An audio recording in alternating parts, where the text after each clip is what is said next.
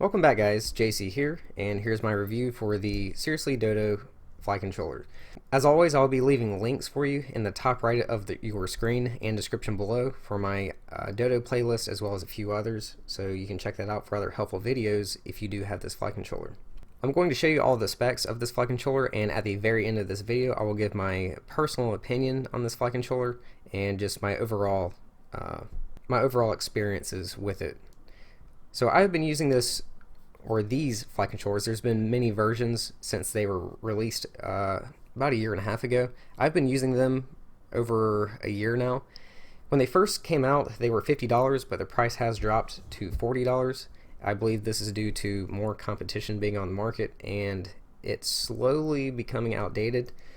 It does have a F3 processor. One of the great things about it is it has a built-in voltage regulator that is rated for, originally it was half an amp, but with the more recent models, it is now rated for 1 amp of output, meaning you can add up how much current all of your devices are drawing, and as long as it doesn't go over 1 amp, then you're going to be fine. And it can accept from a 2 to 6S input, and that, even to this day, is rare. Most other flight controllers with built-in voltage regulators are only rated for up to a 4S LiPo. Now, if I were doing a review on this when they first came out, I wouldn't even be mentioning this, but over time, like I said, this is where it's becoming slowly outdated. It does use the CP2102 driver, where most boards coming out nowadays use a virtual COM port. It also uses I2C instead of SPI. If you don't know, I2C is a good bit slower than SPI.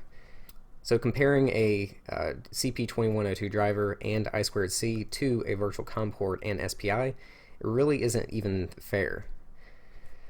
But I'm not saying it's completely outdated. It's still a great board. I mean, I still use it to this day.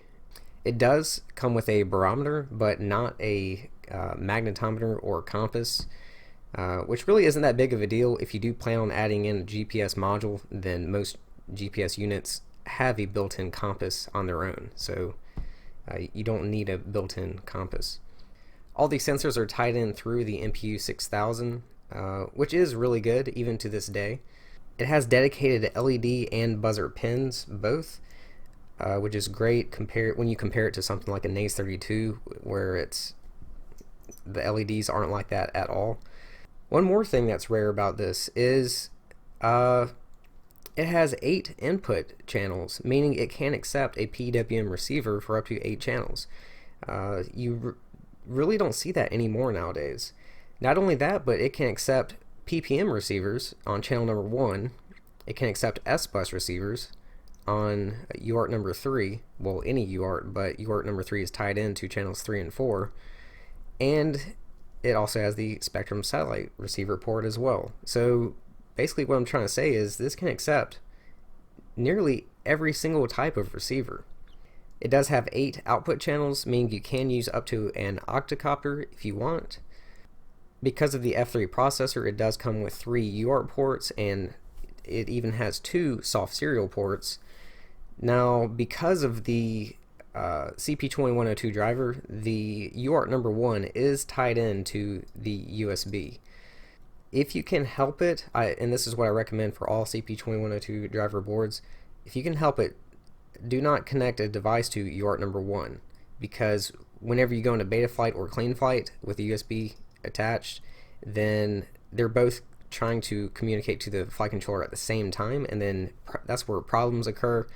Beta flight or clean flight will freeze up, sometimes your settings don't save, and many other glitches, I guess you could call it. It's a serious headache.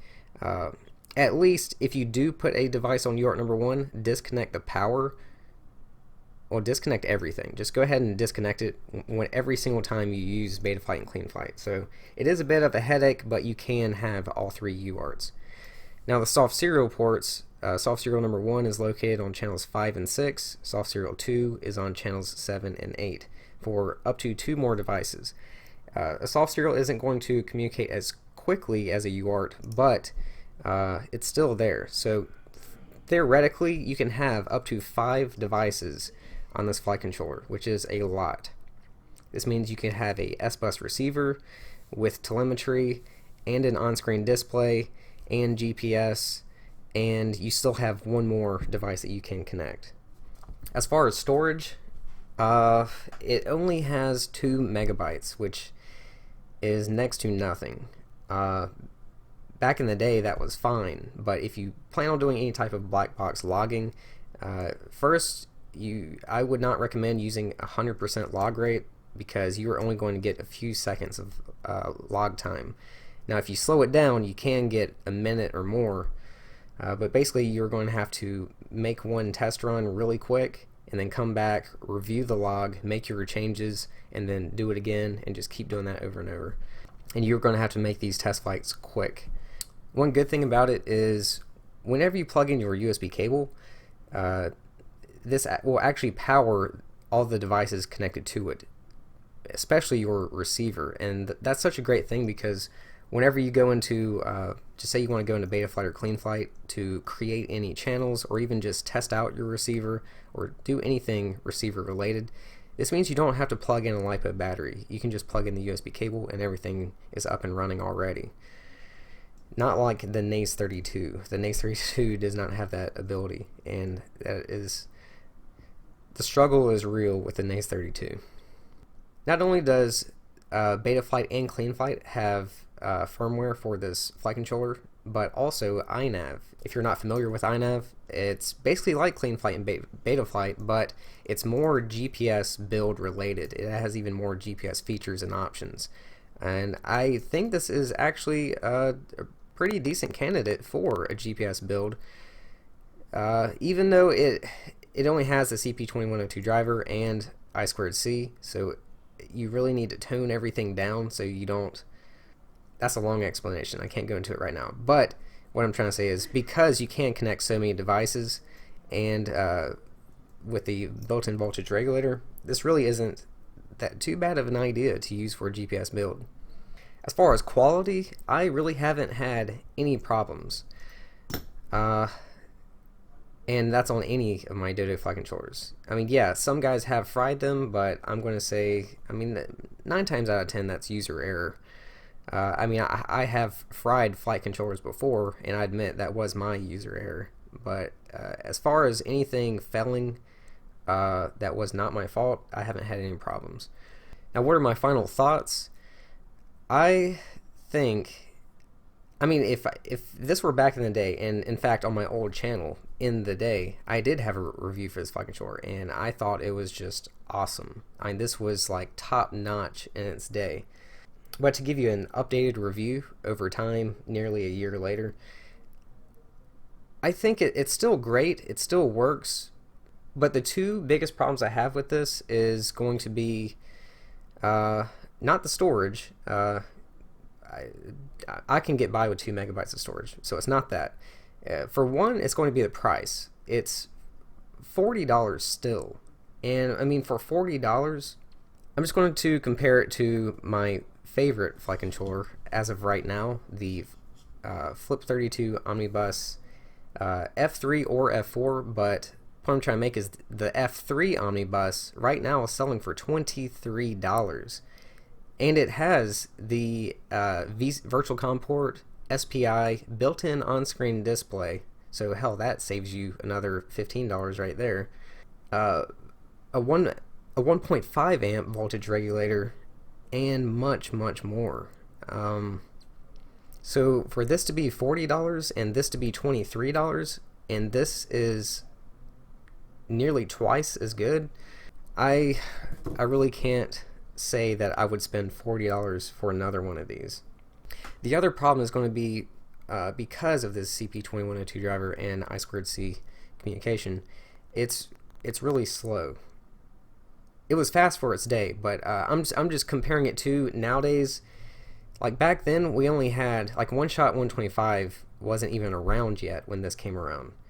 Then One Shot 125 came around, and you could still use One Shot 125 ESCs on this, but then we had One Shot 42, then Multi-Shot, and now D-Shot. This can't keep up with Multi-Shot. Hell, it can't even keep up with One Shot 42.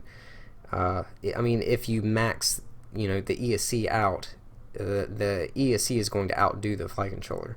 But with that said, honest to God, I still use one-shot 125 ESCs on half my builds, and there is very little difference between, at least in my opinion, very little difference between one-shot 125 and multi-shot.